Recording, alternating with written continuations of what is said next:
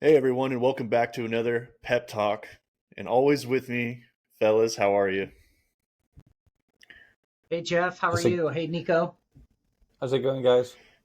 I'm doing pretty good. So today's topic, it's gonna be a pretty good one today. We have packaging mistakes that worked out, and today we're gonna dive into a few topics and kind of go left and right here a little bit, kind of have some fun with this one. But do you guys want to start off on what we're talking about? Yeah, I mean, we have I think this can be a continuing series because there's always packaging mistakes. As much as we try to be a packaging concierge and help people from making mistakes, not everybody, unfortunately, buys from Freedom Packaging. So the mistakes happen. I mean, if you don't want mistakes, just buy from us. Tongue in cheek, of course. But no, we want to talk about Pringles cans today because everybody loves Pringles. And then um, Nico is a bit of a budding drink specialist, so he's got Angostura bitters. No, We're no, gonna no, no, talk, not drink specialist. I like to create my own drinks, which is yeah, different. Yeah, a mixologist, right? mixologist. Yeah. Yeah, Yeah, there you go. Yep. Sorry, not alcoholic, but mixologist. Got it, got it. alcoholic mixologist. Oh, But both Yeah. dual but threat It's a to double your guy. whammy. to your point, that the mistakes are not only sometimes mistakes are real mistakes, but sometimes the mistake on packaging is going against a trend, which is normally the getting out of the status quo is really difficult for most brands and companies because they tend to do exactly the same thing as their competitors. So sometimes the mistake is going against the current, and Yep. Yeah, that's not a mistake. It turns to be the good thing. And sometimes a mistake is like, hey, shit happens, and these mistakes turn out to be really good. yeah, Mm-hmm. yeah. No, exactly. That's exactly it. I mean, um, going against the grain, there's a huge risk there, right? Like if a packaging, everybody's doing packaging in a certain way for a product, and then you're coming out with something different. That's a huge risk because if it fails, then you're kind of Yeah. at the I guess a Lost a lot of starting money. block again. And then I don't know. Also, like with that packaging stuff, like if it costs a ton of money or something like that, then that could be a huge issue for you too. So let's kind of just dive into. Let's start with the bitters. Nico, can you show us that bottle again? So if you look at the Angostura bitters, like we did a little bit of research into it, but the label is way too big for the bottle. So the backstory is Angostura Bitters was owned by a guy and he had two sons and they were entering a competition for whatever. So one of the sons sourced the bottle, the other son sourced the labels, and they didn't communicate. So the labels ended up being way too big for the bottle, which in turn, I don't know if it cost them that competition, but they lost the competition. But somebody's like, maybe that's part of your branding now. And it is like, even if you get, I don't know why you would need a bottle of bitters this big, right? Like, a It lasts like 5 years or more. I yeah. don't know. And like, if you're drinking 20 old fashions a day or Manhattans a day, okay, I guess, Yeah. but you're probably going to die before you go through that bottle if you're drinking that much alcohol anyway. when when we were looking out for the topic of today, I have never paid attention that I have always buy this, and I always notices that the label is bigger, but I never paid attention. Like, never get into that. But now that you make me aware of that, I noticed that okay, every bottle that I had purchased is like that, and sometimes I thought like, hey, only mine's no. In general, that was the lucky mistake, the lucky mistake of Yeah. how you lose the battle but won the war in a way. They Yeah. lose the competition, but they won the war of have your product distinct and different from any other product. Yeah. And like, I don't even know of other bitters manufacturers. Like, what is Angostura Bitters market share? I'm looking it up. I don't know. For me, Nine that's the 85 to 90% of the bitters market share is Angostura. That's crazy. That is That's, crazy. It's that actually is a turned out to be a pretty dominant. cool label, to be honest. I mean, you wouldn't. I mean, if you didn't know the history and you're just buying the bottle, you're just looking at it like, hey, this is a pretty good design. I mean, that's just the way I look at it. Yeah. It's for almost me. like, I don't know if it's a good design. It's a unique design because it looks like a steak sauce kind of thing, mm-hmm. but I don't. That's why it makes it different, and that's why they have more than 90% of the market. And I didn't know that. Yeah, makes sense now. It's all coming together. Yeah, maybe we should see what the price is to market and come up with a competitor for Angostura bitters. And we do. go the opposite direction. Tiny, tiny label nobody can read. Perfect. And we should have some drinks during the podcast to complement it with the Yeah. bitters. Yeah, our Be our own alcoholic mixologist. mixologist is coming up with a reason to drink while working. Imagine that. Yeah. Not Great alcoholic plan. mixologist. Alcohol mixologist is different. Oh, alcohol. Oh. Oh, I heard alcoholic mixologist. That's what I was That, hearing. that lucky mistake might give me some sponsors for spirits, but not.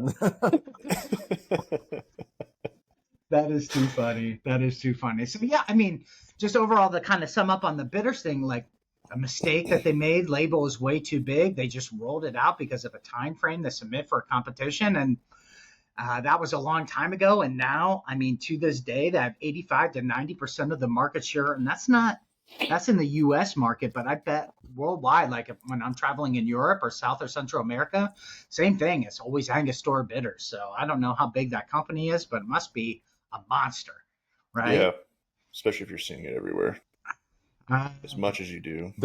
I'm betting that there's almost like an Amazon bitter kind of thing, because that Amazon has everything on the essentials, and probably it's the same. That will be the other 10 microshare.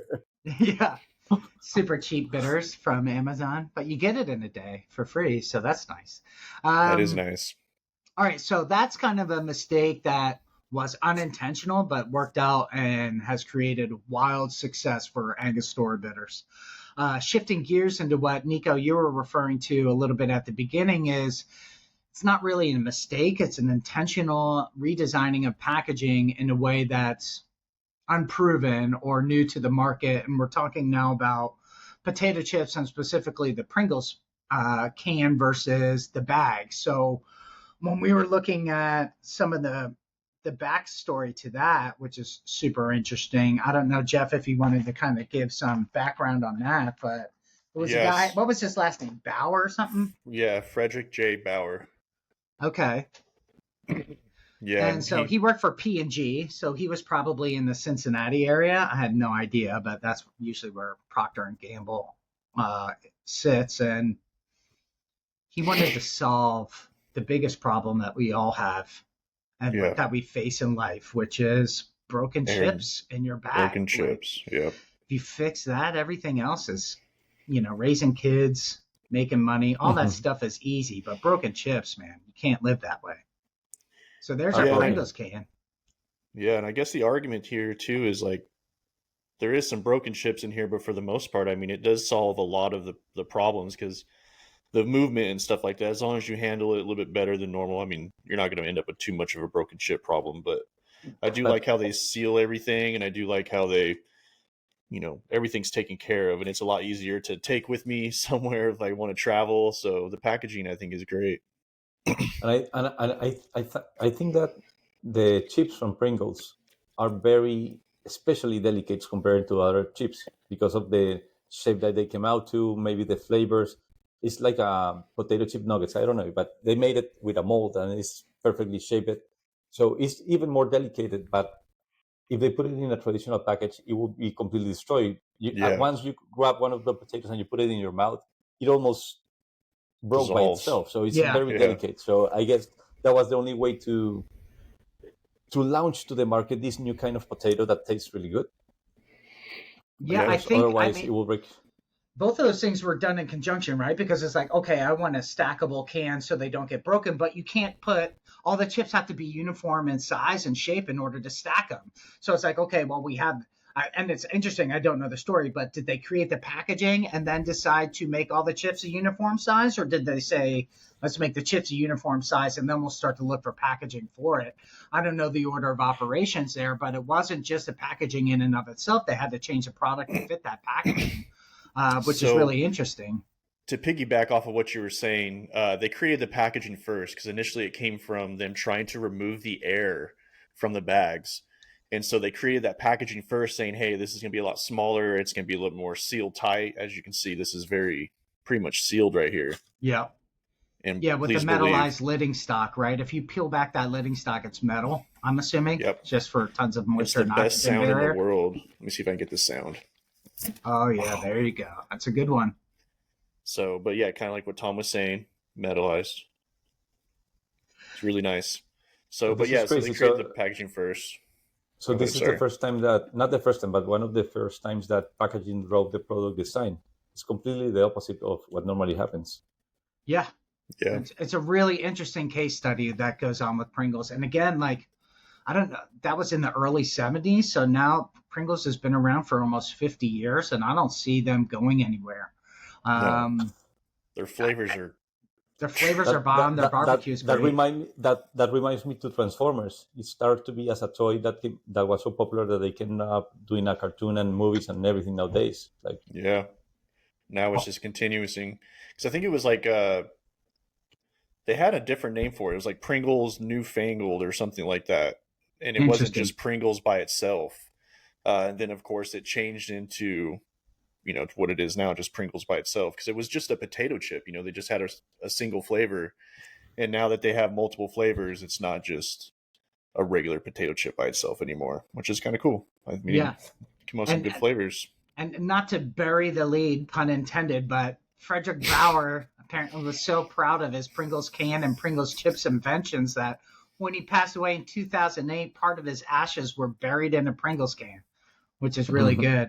Um, Just in here, so he's I in guess here. for cheap ashes cans, chock full of nuts has a competitor for that too, right?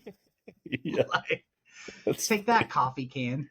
yeah. So yeah, if you want to get buried in a Pringles can, I guess that's doable. I don't know. Check with your local municipality if you get arrested for non-proper burial. it is camouflage, so they won't notice. Yep. Yeah, they'll just think it's litter. Oh Yeah. man.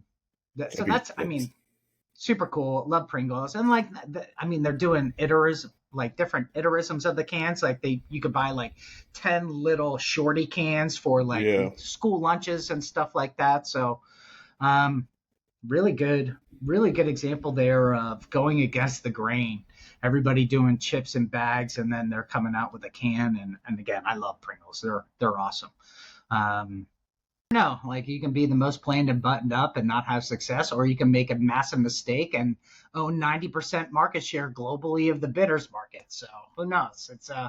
It's a crazy world out there, but I think overall, like the importance of differentiating yourself from your competition, whether by accident or on purpose, creates a ton of value in the marketplace. I mean, especially in these markets that are extremely saturated.